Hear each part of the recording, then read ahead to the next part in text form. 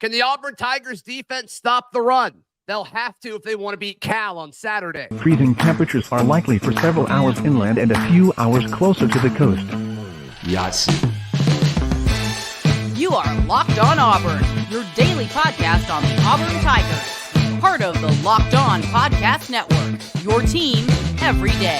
Yes, welcome on into Locked On Auburn, your daily Auburn Tigers podcast. I'm your host, Zac Blackerby, and thank you so much for making Locked On Auburn your first listen every single day. Joining us for a little Crain Kick Thursday action, Zac Crain of Crain and Company, bringing the heat. I asked you earlier today, Jake, if Auburn were to win on Saturday, what do they have to do? And you said without skipping a beat, they have to stop the run. How do they do that on Saturday, in your opinion?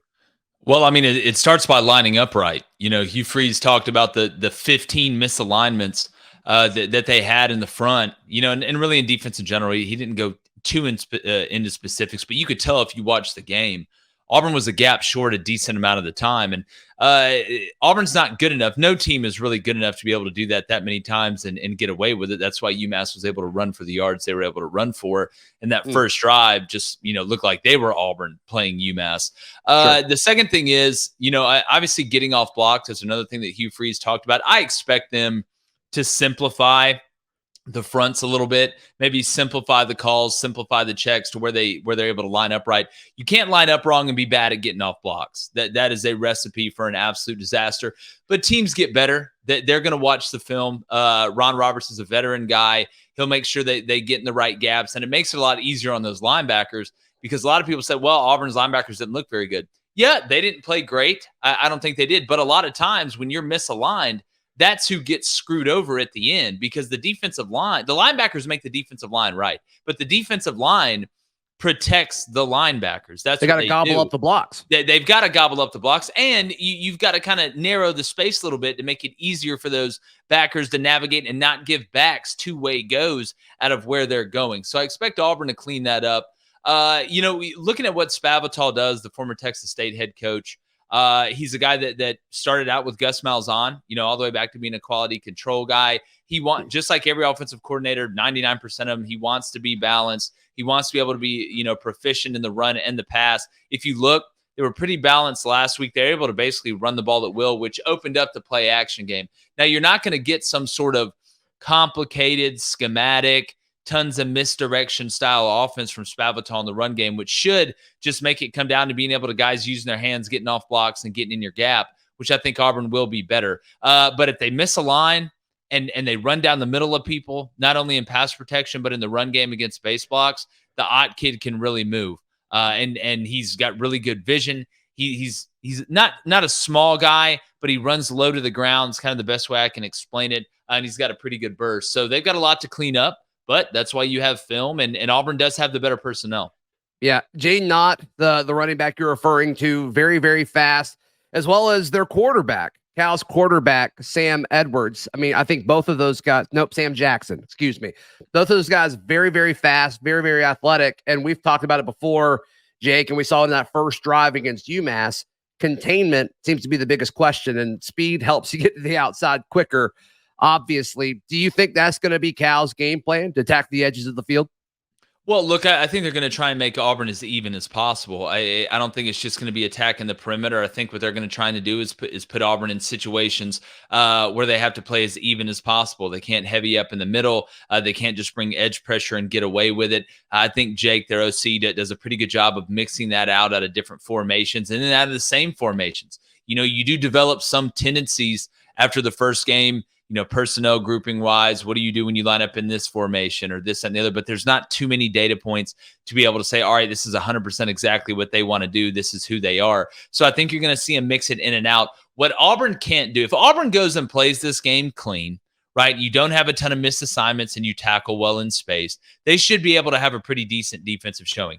North Texas on defense is awful. They're an awful day. I don't know another way to put it. In the front seven, I mean, they were getting pushed around, like the last kid picked for dodgeball at PE. So when you look at this team, Auburn, if they go in there and play, and they played pretty clean in the first game against UMass and a team they were better than, other than the alignment stuff, which should get cleaned up. That's So many fixable. times I can use the word clean in this interview. But I expect I expect Cal to really blend the inside and outside run, blend some zone, blend some gap scheme run, and try and keep Auburn off balance. Yeah, their passing game to me is fine.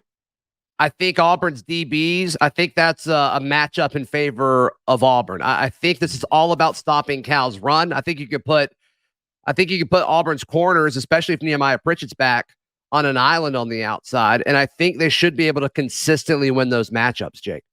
Yeah, I mean, that's the strength of this Auburn defense is in the back end. And when you look at Cal wants to do that, they're not a huge downfield passing team. This is not a team that, just wants to take more shots than, Skybar serves out on a Friday night before a home game. They want to be methodical, right? They want to hit slants. They're very calculated when they do take their shots, and they want to be able to draw. That's why the run is so important. They want those safeties in the box to be able to have those opportunities, even if they may not have the best athlete outside, to give them a chance to be able to make one move and get past man coverage. So that's where that balance comes in again. But yeah, if you're going to look at the biggest mismatch personnel-wise, and I don't think the offensive line for Cal is great by any stretch of the imagination, but Auburn's defensive line I don't think is great. But the secondary for Auburn, when it comes down to being able to force turnovers, when it comes down to be able to play not only press man, but be able to bail, be able to play off man, be able to mix in zone coverages. And when you're good enough at man coverage, you can hide zone coverages within that man coverage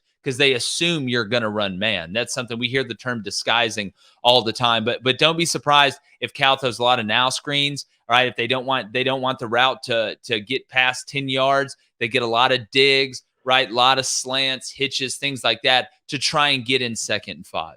Yeah, I don't think they're going to believe or really respect Cal's deep passing. I think you're going to see Auburn's defensive backs and linebackers and obviously the Jacks. I think you're going to see a lot of Auburn's defense close to the line of scrimmage to try to take that stuff away. Is that a crazy assumption here? No, it's not. And it's two-pronged because, look, if you're going to walk guys up and you're going to show pressure, you have to be able to bluff it and get out of it sometimes too. So if Which Cal is Ron Roberts' whole thing, right? That's exactly right. So if Cal wants to attack with the quick game, I think early you will see Auburn heavy the box, especially against 11 personnel, against 12 personnel, when the tight end's not detached or the flex Y, however you want to term it's not detached. But what I think you're going to start to see is if they're getting pressure, and this is something I talked about with UMass, if Auburn's getting pressure with 4, you're going to see a lot more bluff pressures. Because again, why am I going to bring extra guys and put myself at risk when I can get there with 4 or 5-man pressures? What I don't think Auburn needs to get in the habit of is bringing guys from depth. You either show them and you bring them, or you show them and you drop them. Don't bring them from depth. The Jordan Travis isn't right there.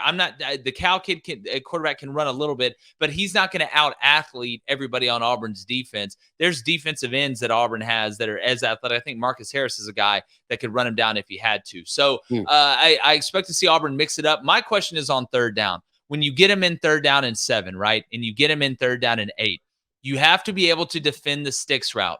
That's what Spav is going to run. If you don't know what that is if it's 3rd and 7, they're basically going to run a curl or a hitch at 8 yards. They're going to try and get to the sticks and sit it down. And then when they hit it a couple times, they're going to try and double move you if you're in man coverage. So if Auburn can deflate the sticks route early and get them in those 3rd and 8s, 3rd and 9s, and be able to run your 2-man game and be able to run your tight cover 3 game, just things like that, then that's when you'll see the turnovers, I think, come. Because this quarterback is going to try and get rid of that ball. I've not seen him stand in there and take a hit yet. Yeah. And one note, I was talking to folks at Cal earlier this week, and they're like, hey, yeah, the quarterback's probably going to play. That's not the injury conversation you need to be having. It needs to be about their center. 6-year college player, Matthew Cindric, their center, is more questionable. It's more unlikely that he'll play. And obviously, if that's the case, that's huge. That's the guy calling out like all the protections and kind of studying, okay, who is coming and who's not. And I think that's going to impact the game a ton. Well, Zach, I do want to say, as you mentioned that, look, I think center may be the most underrated position in football. If you've never had to snap, step, and block before, that is not an easy thing to do. That is why, that centers and tackles, right? Guards are kind of the in-between. And what happens at a place like Cal is not super deep on the offensive line, right? They're just not at the end of the day. And when you lose a center, typically you have a guard, probably your starting guard, that is your backup center. So then you got to kick a guy that's not used to playing center full time, going up against an SEC defense, and then have to put a backup guard in there, which puts more stress on the tackle, actually, because people are going to attack that guard and widen that space. So it's huge, not only from a calling protection standpoint, but just the act of snapping and stepping is not easy by any stretch of the imagination. Are there going to be fireworks in Cal Berkeley Saturday night? We think so. We discuss next right here on Locked On Auburn. Today's show is brought to you by our friends at LinkedIn Jobs. I can't imagine needing to hire people and not using LinkedIn Jobs. They have so many different features as far as, filtering what exactly you need. They also have screening questions that you can add to your applications. Oh yeah, and it's free and it's fast because LinkedIn knows how important it is to get folks in to help out with your small business. LinkedIn Jobs helps you find the qualified candidates that you want to talk to faster. Post your job for free at linkedin.com/lockedoncollege. That's linkedin.com/lockedoncollege to post your job for free. Terms and conditions apply. Today's show also brought to you by our friends at Frisky Whiskey. Our partnership with Frisky Whiskey is back on for this Auburn football season.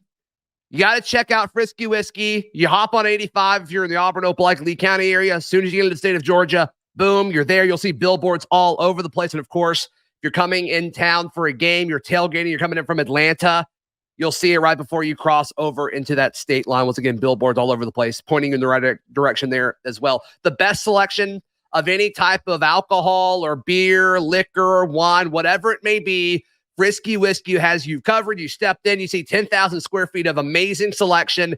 Then you look at the prices and you're like, holy cow, I don't know how Frisky Whiskey's making money on all of this with how low they price all of their alcohol. I don't know. It seems like they're doing well. Magic, no clue. But that's where I get all of my alcohol. That's where you should get all of yours as well. Check out our friends at Frisky Whiskey right off of I-85 as soon as you hop into Georgia, or just type in Frisky Whiskey in your phone's GPS. Jake Crain of Crain & Company. Fireworks, I think, are going to go off at Cal this Saturday. You and I were talking beforehand. The over-under right now is set at 54.5 as we record this. I'm taking the over. Sounds like you're taking the over. I think Auburn's going to be able to score easily. I think Cal is going to be able to score as well. This seems like an easy one for me. Yeah, I mean, it's crazy. The line's actually gone down. It was at 56.5 for the over-under. Now it's at 54.5. I don't know what Robert De Niro and them know out there in Vegas, but it kind of worries me. But I mean, I'm looking at all the chips on the table, and I think both, as you brought up, both defenses are going to give up some points. I'm interested to see. Look, Cal's not complicated on defense either. They know who they are. They know where they're supposed to be. They're not overtly talented. With what I saw from this Auburn offense and this Auburn offensive line, and I don't know if Jarquez Hunter is going to play or not, but I love the backs that Auburn has. It doesn't seem like he's going to. They get busy. Yeah. I mean, the Damari Austin definitely looks like a starting caliber SEC back. Mm-hmm. Jeremiah Cobb hit the ground running. Brian Batty is going to have an impact on special teams and as a change of pace back in this game. I think they're all three going to play substantial snaps, which I think is exciting, especially for the Jeremiah Cobb truthers out there. I consider myself one of those as well. But I just think when you look at it, I think this is going to be a race to like the mid-30s. Like who can get to 35 first? Yeah. And I like Auburn's personnel to do it a little bit more than I like Cal's.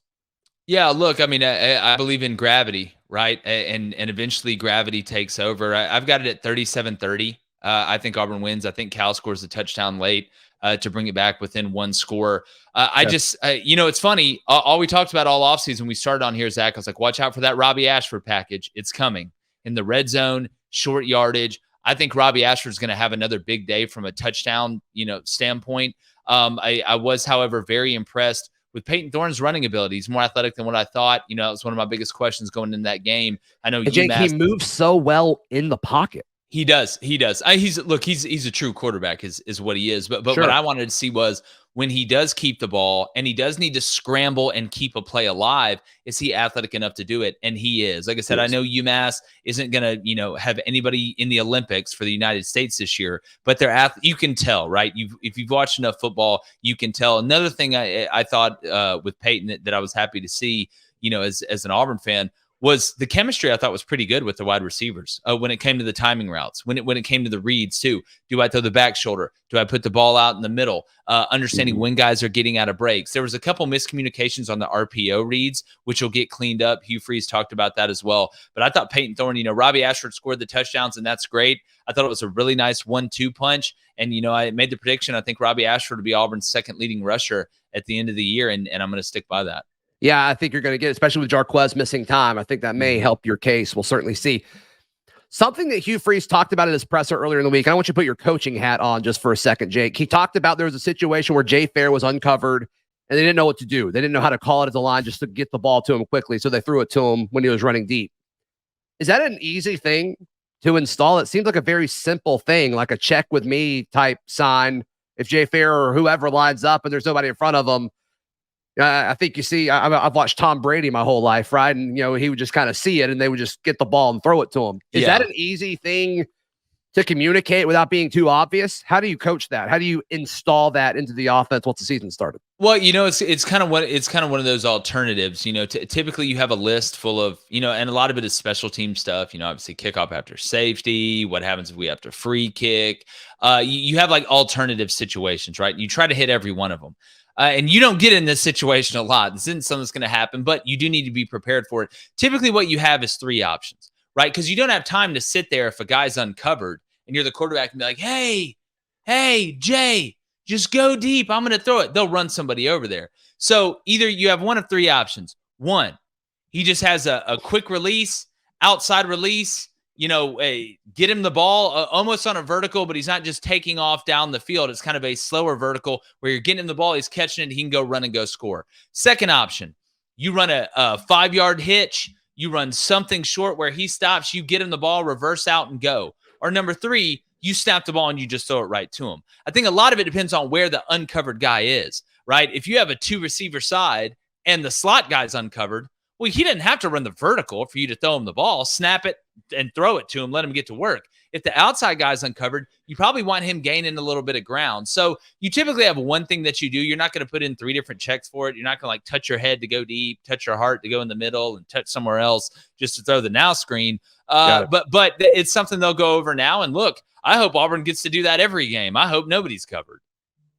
Yeah. So as far as the communication, do you think that's just something where the quarterback looks at the receiver and it's either an eye contact there and he touches his noggin? Well, they both know. Yeah, they both know. Yeah. I mean, the thing is, you want to hurry up and snap it. But Jake, if you're uncovered, I don't want to take time to do all this. But that's a super simple thing to install, though, right? Like, how is that not installed already, or is that just not on the priority list? Again, it's just one of those weird things, man. Like, you would think now because it happened, like it's not your first day. You're not going out there and you're saying, "Listen, guys, if nobody covers you, here's what we do." Because, 99.999% of the time, you're getting some sort of coverage, whether that's man, whether that's zone, whether that's off, whether that's press, whether it's combo, whether it's split. Sure, but this is a lot more likely than a free kick situation, right? Well, I'm sure they've gone over that. I mean, how many times? In reality, if you probably look at it, if you go over time, in aggregate, yes, but it's in the same barrel. I mean, you see a lot crazier things,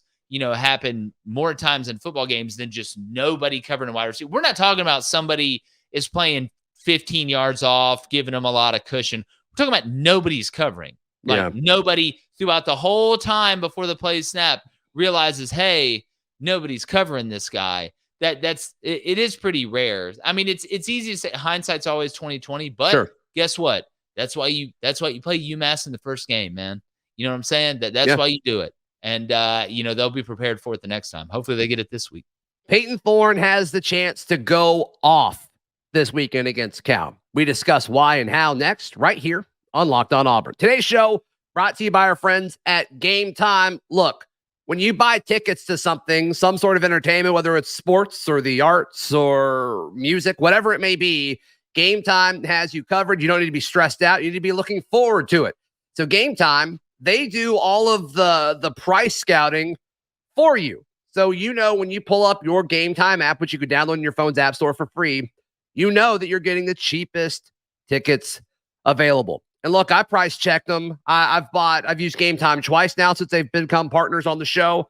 Went to the PGA Tour Championship, and I've also bought tickets to the Pat Saints game coming up this season. And I put them to the test a little bit. I'm like, is this really true? And it was by far the cheapest options around for where we wanted to sit. So I encourage you to do that. Hey, if you're going out to Cal and you don't have tickets yet for some reason, check out the Game Time app. It's free. And when you buy your first tickets using the Game Time app, use promo code LOCKEDONCollege for $20 off. The free Game Time app, it's the best. We promise you. Welcome back to Locked On Auburn. Zac Blackerby, Jake Crain with Crain and Company here with you. Peyton Thorne, I'm calling it over 300 yards on Saturday. I think he goes off, and I think he kind of solidifies his footing as, the quarterback that Hugh Freeze went out and needed to bring in. I think he makes a statement on Saturday. Look, I don't think that's crazy. I think a lot of that determines on how Cal plays Auburn's RPO game. Because, Sure. you're going to get a lot of it. There's been stuff Auburn's saving, but I don't think Auburn has to go out there and absolutely empty Santa Claus toy bag against Cal when you have that game against what looks like a very capable A&M team coming up here in a couple weeks. Cal's got a decision to make, right? You got three choices. One, you heavy up the box and say, Peyton Thorne, beat us with your arm. That's fine. We know you got some players on the outside. We'll take our chances. Two, you say, you know what? We'll lighten the box. We'll play the edges. We'll keep everything in front and see if we can hold you to field goals in the red zone and keep the runs to 20 yards or less when they're big runs. Or number three, you say, you know what? We're going to play it all even. We'll play it all even. We'll man up. We'll have an even number of guys in the box compared to what you have in the box, and we'll just let it play. I hope for Auburn's sake that Cal decides to load up and stop the run. Because I think if they do that, and I think that's what Wilcox is going to do, Peyton Thorne is going to rip them up and down, and they won't be difficult throws. They'll be easier throws. They'll be intermediate throws. And that's when you we say follow the science, right?